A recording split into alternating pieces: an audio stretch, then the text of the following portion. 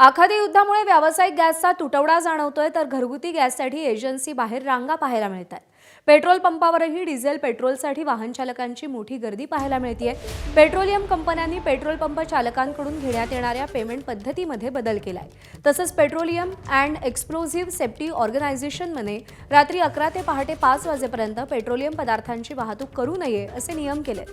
त्यामुळे पेट्रोल आणि डिझेलच्या पुरवठ्यामध्ये काहीसा जास्त वेळ लागत असल्याची माहिती महाराष्ट्र पेट्रोल डीलर्स असोसिएशनचे अध्यक्ष अमित गुप्ता यांनी दिलेली आहे।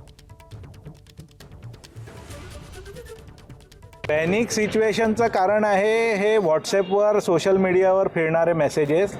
पब्लिकनी सोशल मीडियाच्या मेसेजेसवर लक्ष देऊ नये।